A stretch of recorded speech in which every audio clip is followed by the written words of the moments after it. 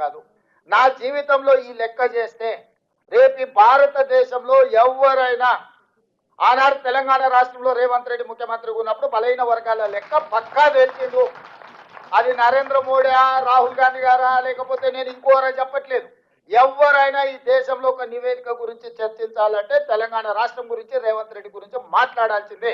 ఇది తీసుకొని ఈ 36,000 మంది సిబ్బంది ఏ ఎన్రోలర్ ఎవరైతే ఉన్నాడో ఆ 150 ఇట్లాంటి 8 పేజీల సమాచారాన్ని తీసుకొని అతనే కంప్యూటర్ ఆపరేటర్ పక్కన కూర్చొని ఒక్కొక్క వివరాలు కంప్యూటర్లో ఎంట్రీ చేయించి, ఎందుకంటే గతంలో సమగ్ర కుటుంబ సర్వే చేసినప్పుడు ఎస్సీ ఎస్సీ ఉపకులాల సమాచారము ఈరోజు ఉన్నాయి 59 కులాలు.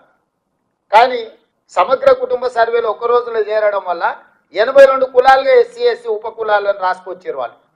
ఎందుకు 82 కులాలు వచ్చినా నేను స్టడీ చేసిన 82 ఎందుకు మోచి MOCHI ఆ కులం, కానీ కొందరు ముచ్చి అని రాసిన పోయినాడు MUCHI అని రాసిండు. ఆ కంప్యూటర్ కొట్టేటోడు మోచిని ఒక కులం కింద కొట్టిండు, ముచ్చి ఇంకొక కులం కింద కొట్టిండు. చెండాడ అని ఒక కులం ఉంది, CHA NDA DA ఉండాల్సిన దగ్గర చెండాండా అని కొట్టుకొచ్చాడు. సో అదొక కులం కింద ఇదొక కులం కింద చివరికి ఎస్సీ ఎస్సీ ఉపకులాలు 82 కులాలుగా మారినాయి. అంటే రాసుకొచ్చినోడు ఒకడు, కంప్యూటర్లో ఎంట్రీ చేసినోడు ఒకడు, ఇవి బయటికి చెప్పినోడు ఒకడు.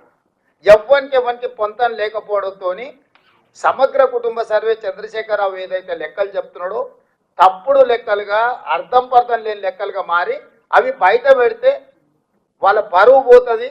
ప్రభుత్వం చేసిన ఆనాటి ప్రభుత్వం చేసిన మొత్తం వ్యవహారం అంతా ప్రజలకు అర్థమవుతుందని అది ఆయన్నే సిగ్గుతోని లోపల దాచిపెట్టుకొని ఎన్నికలు వచ్చినప్పుడు ఆయనకు వాడుకున్నాడు. అందుకే బయట పెట్టలే. సో అందుకోసమని మనం ఏం చేసినామంటే ఎవరైతే ఎన్రోలర్గా ఇల్లు తిరిగి సమాచారం సేకరించాడో అతనే వచ్చి కంప్యూటర్ ఆపరేటర్ పక్కన కూర్చొని కంప్యూటర్కి ఇందులో జిల్లా పేరు, మండలం పేరు, గ్రామ పంచాయతీ పేరు, ఆవాసం పేరు, అంటే హ్యాబిటేషన్ ఎక్కడ, వార్డు నెంబర్ ఎంత, ఇంటి నెంబర్ ఎంత, ఏ కోడు, ప్రతిదీ ఎవరైతే రాసుకొచ్చిండో అతనే కంప్యూటర్లో ఎంట్రీ చేసి మళ్ళీ ఈ 150 దేనికి దానికి బండలు కట్టించినాం. మనం ఎన్నికలలో ఓటర్ల బ్యాలెట్ ఎట్లయితే కౌంట్ చేసినాక బండిల్ కట్టి దాచి పెడతామో రేపు ఎవరైనా ఇట్లనే ఏదో ఒకటి చెత్తబాగుడు ఇది తప్పుడు లెక్కలని అంటారని చెప్పి ప్రతి 94,863 మంది ఎన్రోలర్స్ 150 ఇళ్ళకి ఏదైతే లెక్కలు రాసుకొచ్చారో ప్రతి 150ను బెండలు కట్టి మనం ప్రభుత్వం వీటిని దాచిపెట్టింది. ఇవాళ ఏ బ్లాక్లో ఎక్కడ తప్పు జరిగిందో వాళ్ళని చెప్పమని ఉంది. మనం ఆ బెండలు తీసి ఓపెన్ చేసి పోదాం ఆ ఊర్లో ఆ బ్లాక్లో పోయి మళ్ళీ క్రాస్ చెక్ చేయడానికే మనకు రెడీగా ఉంది. కంప్యూటర్ల సమాచారమే కాదు రాసుకొచ్చిన సమాచారం కూడా ఈరోజు మన దగ్గర స్పష్టంగా నిక్షిప్తం చేసి పెట్టినము.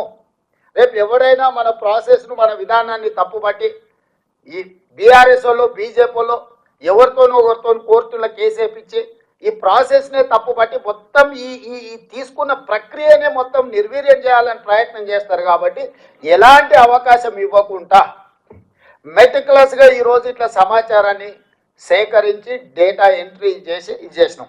ఇందులో మనకు వచ్చిన సమాచారం ఏంది, మొత్తము మనకు 3,54,77,554 మంది ఇందులో సమాచారంలో పాల్గొన్నారు.